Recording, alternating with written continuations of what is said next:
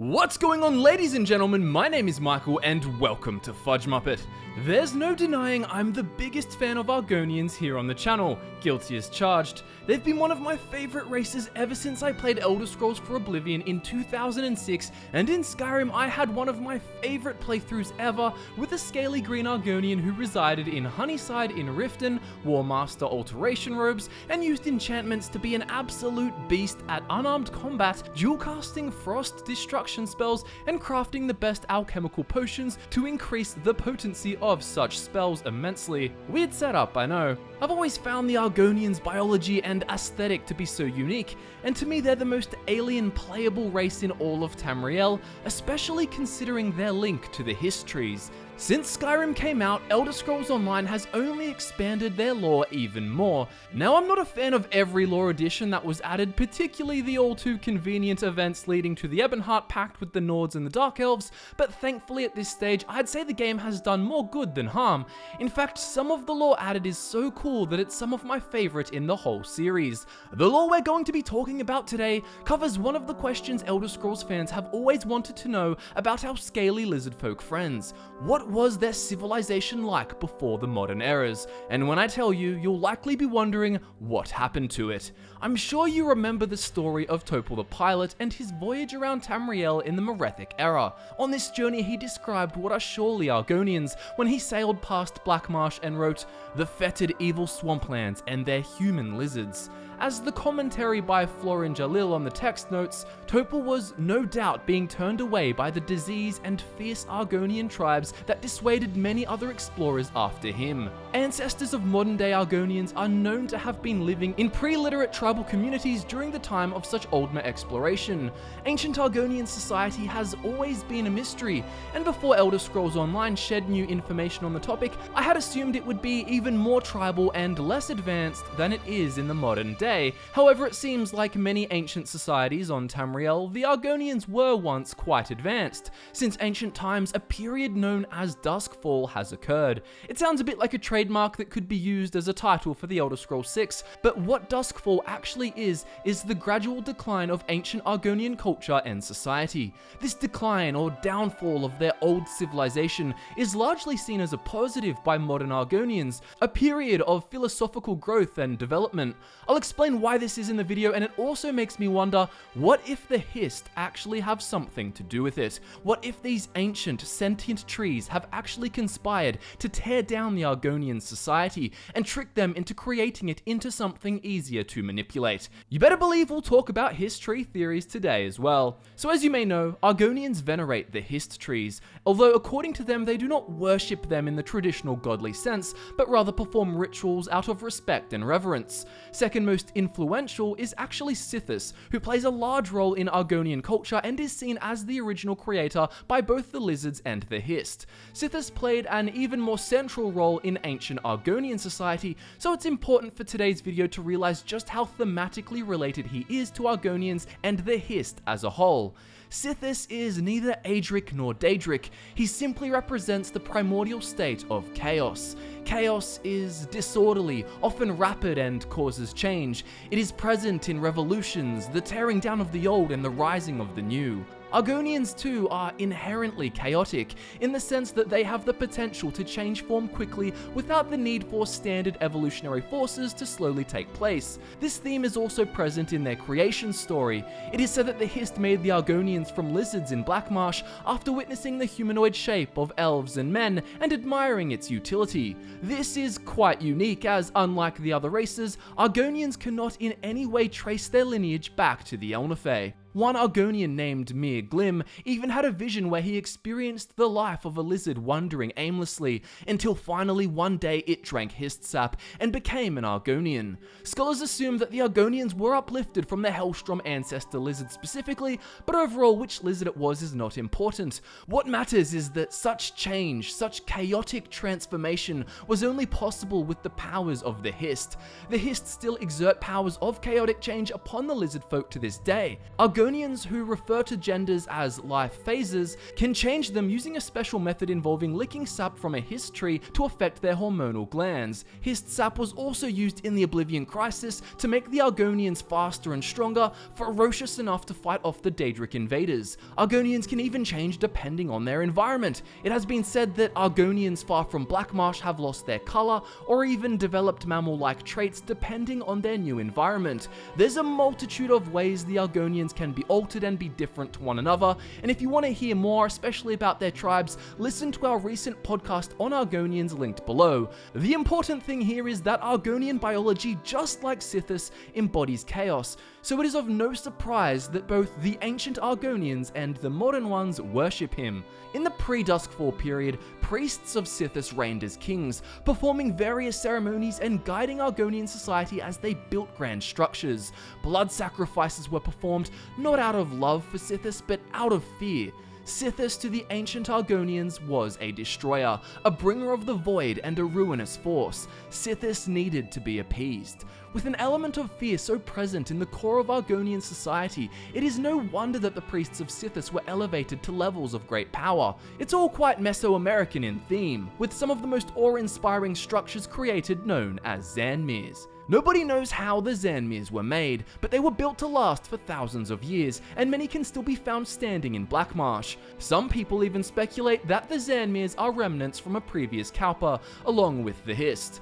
Xanmeers are larger inside than they might look. They're maze-like, hiding various traps and sometimes even magical defenses. Ancient Argonian tribes would also keep their respective Hist tree protected by Xanmeers. As you can see, everything was done with a fear of death or destruction in mind. Modern Argonians, on the other hand, do not try to protect themselves and their Hist with stone. Instead, they have built new structures that are not so sturdy. Some Argonian tribes will still utilize the Xanmeers for the unquestionable protective benefits, but largely speaking, modern Argonians regard such structures as a manifestation of the flawed philosophies of ages past, of the old Argonians' inability to accept the reality that nothing lasts forever, for life is ever-changing. You see, a main factor that separates the ancient Argonians from those of modern times is the fear of impermanence, and the modern lizard folks' lack of it.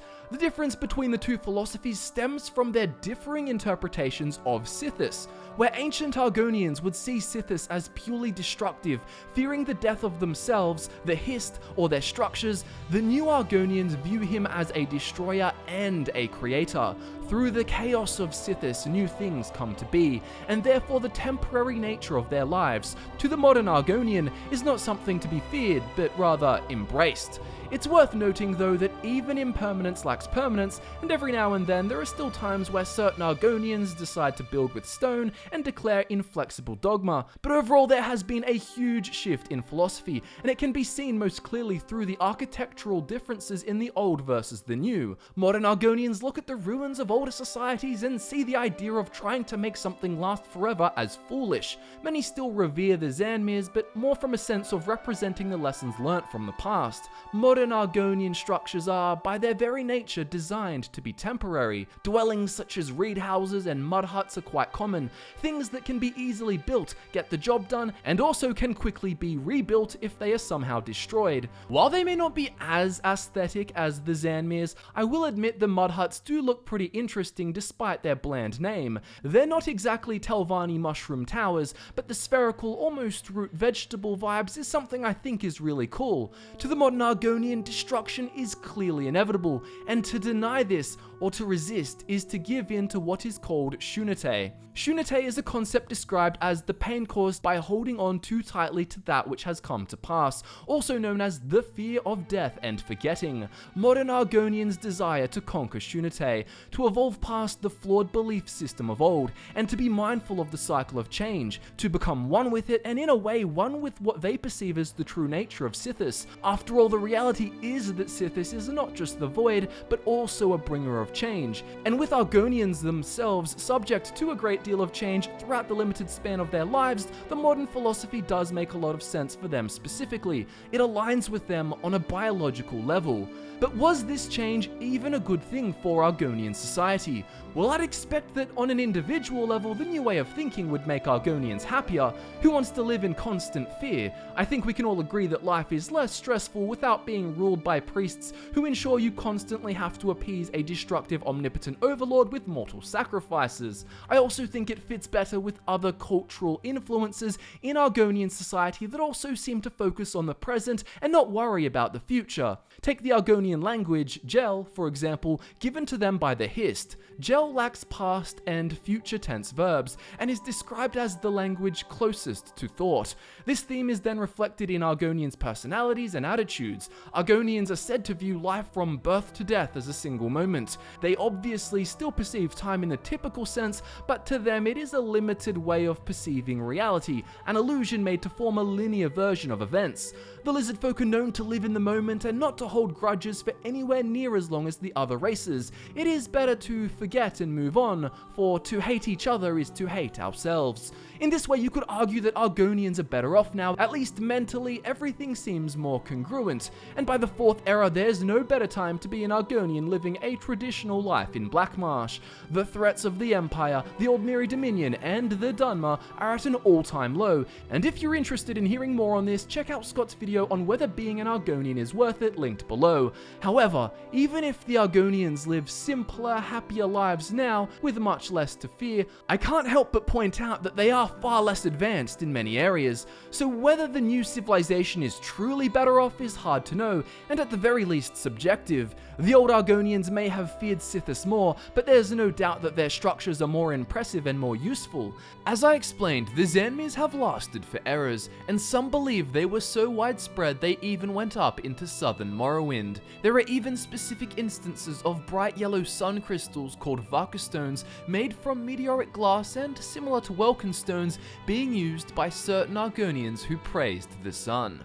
Ancient Argonians were also more advanced with their crafting of weapons and armor, where modern Argonians prefer to make their gear from materials like bones, scales, shells, and leathers. The ancients preferred bronze and volcanic glass. The ancients were skilled at working with metal, but since then its use has become very rare. War axes consisted of 1 or 2 large shards of volcanic glass mounted in a brass alloy and adorned with feathers, dyed yarns, and gold. Chest-piece armor was almost entirely constructed from bronze splints. Argonian blades were made from a series of volcanic glass shards set in a beaten bronze channel. The sharpness of their swords is said to be frightening, and the prevalence of volcanic glass in so many weapons suggests that the Argonians may have had trade connections with areas in Morrowind, or simply traveled there to gather materials. We can't know for sure, which is what makes it all the more intriguing. Furthermore, notes on their shields in crafting motif 70, Elder Argonian style, says, "Maybe it was the way the glass teeth along the rim reminded me of a cog,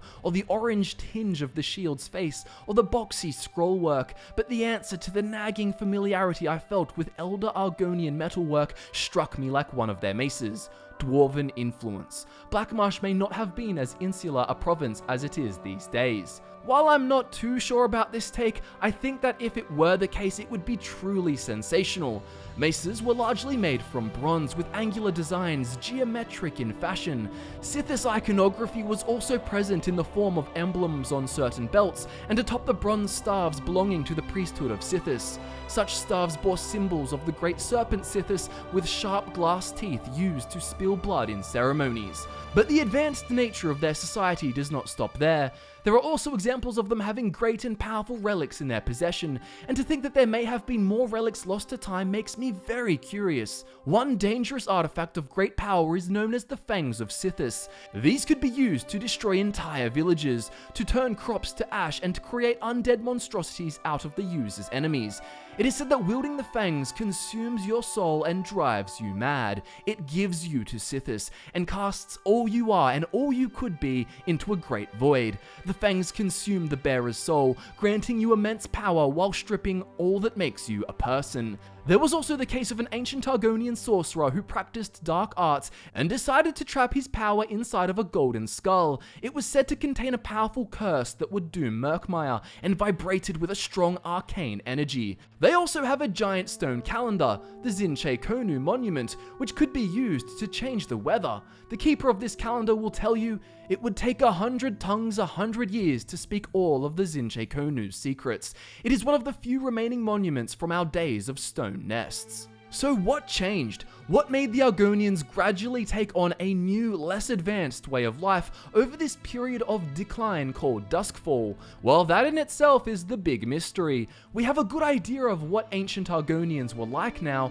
and an even better idea of modern Argonians, but what happened in between is subject to speculation and only really described in a poetic fashion.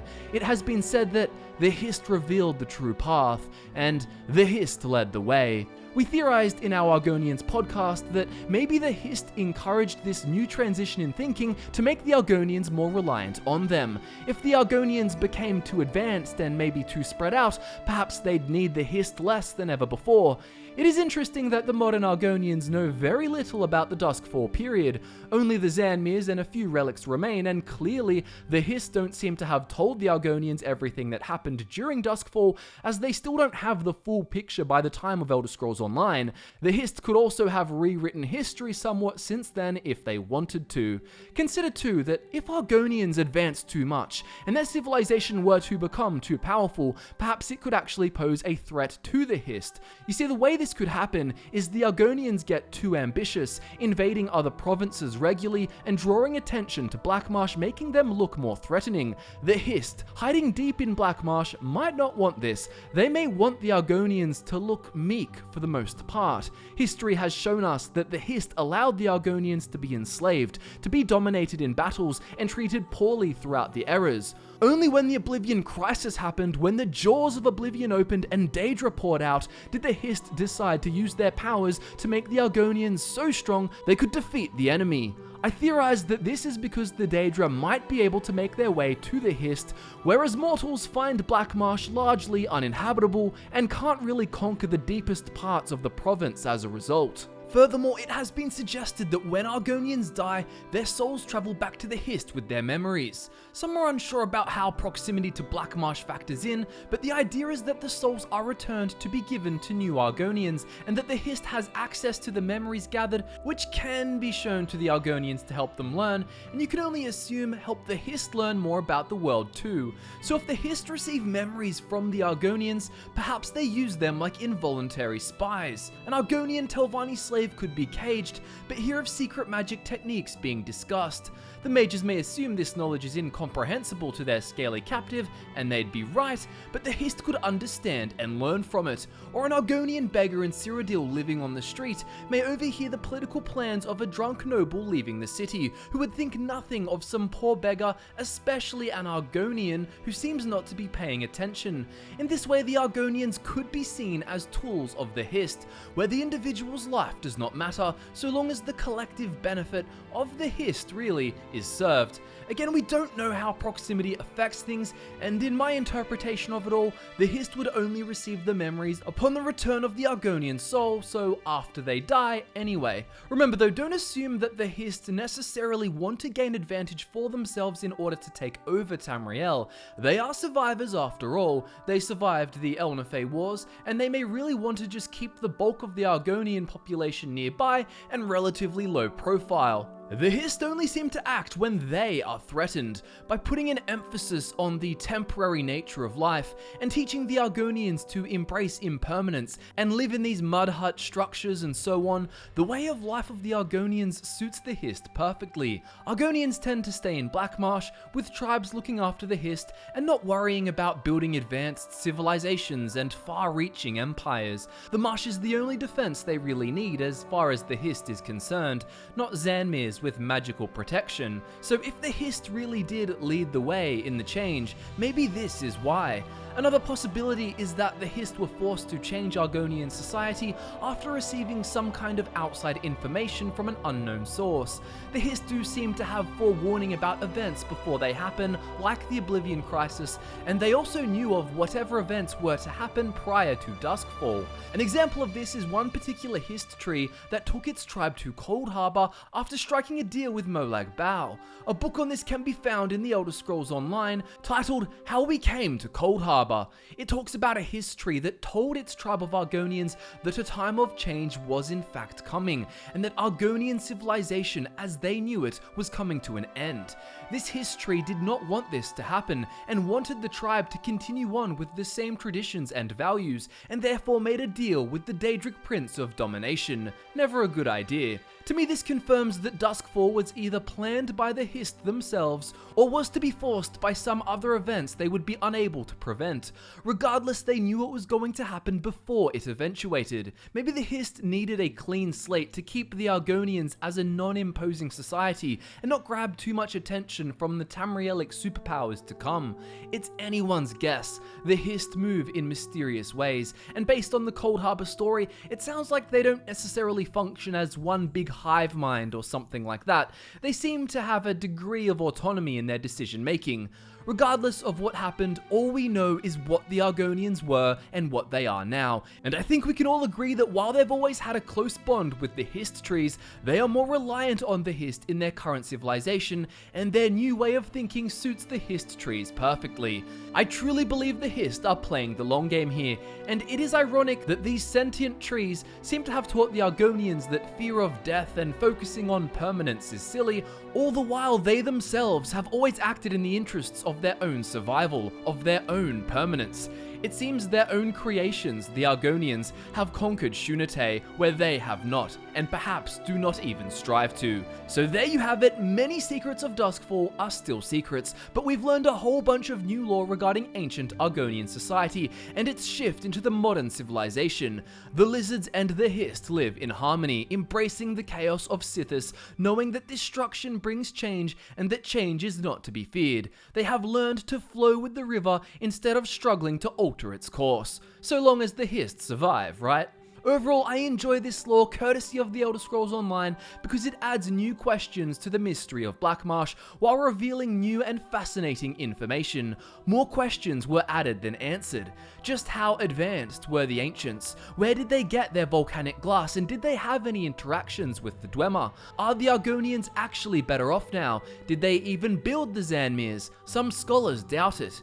How long was the decline? Was it part of a secret conspiracy done by the Hist trees to make Sithis a less central part of society and to make the lizards more reliant on their natural environment, including their reverence to the Hist? Questions, questions, questions. As always, thank you so much for watching this video. I hope you enjoyed it as much as I enjoyed making it, and I'm super grateful that you've listened to me talk all about this for so long.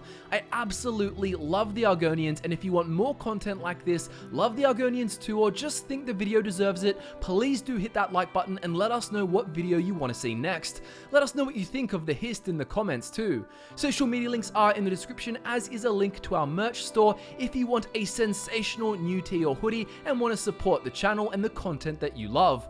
My name is Michael, thanks for watching FudgeMuppet, and I look forward to nerding out with you again very soon.